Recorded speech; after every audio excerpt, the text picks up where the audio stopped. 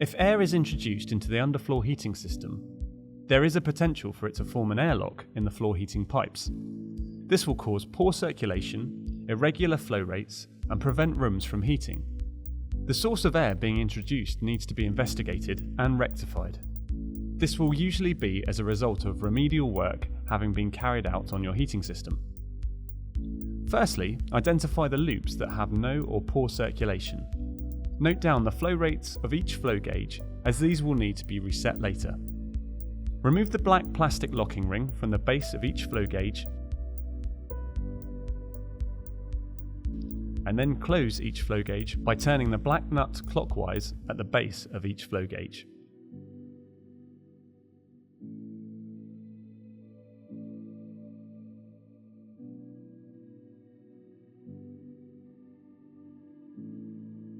Make a note with a marker pen on each electronic actuator, noting its numbered position on the return bar. Remove the electronic actuator heads on the return bar by unscrewing the threaded collar at the base.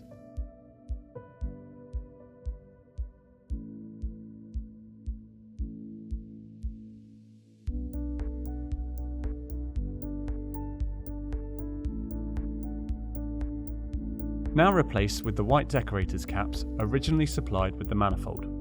Close each of the decorator's caps by turning them clockwise.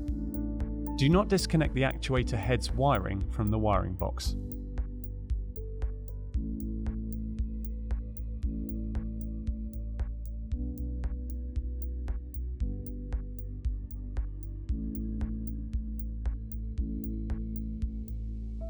I'll now systematically open each flow gauge and corresponding decorator's cap one loop at a time, forcing the air out of the pipe. Open the first flow gauge by hand, turning the black base anti-clockwise, no more than 2 full turns from shut. Don't force the flow gauge past the point of resistance, it will break.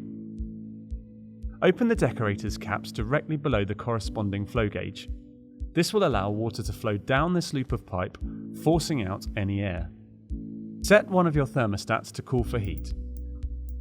Turn the pump speed up to number 3 speed and open the auto air vent cap on the top right flow bar.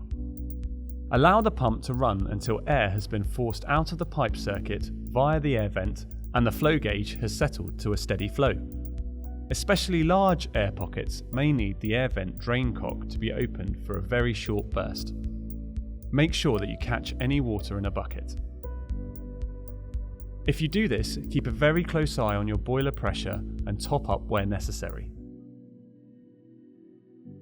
Once a steady flow has been achieved, close the flow gauge by turning the black knurled nut at the base clockwise.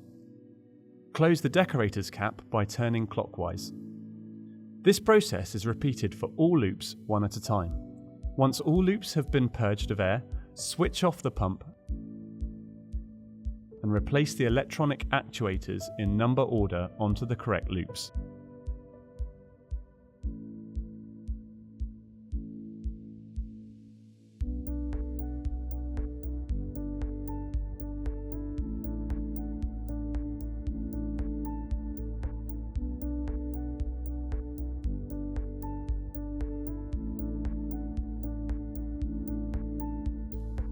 Switch on each thermostat in turn and set the flow rates back to their original settings or in accordance with our flow rate chart and video.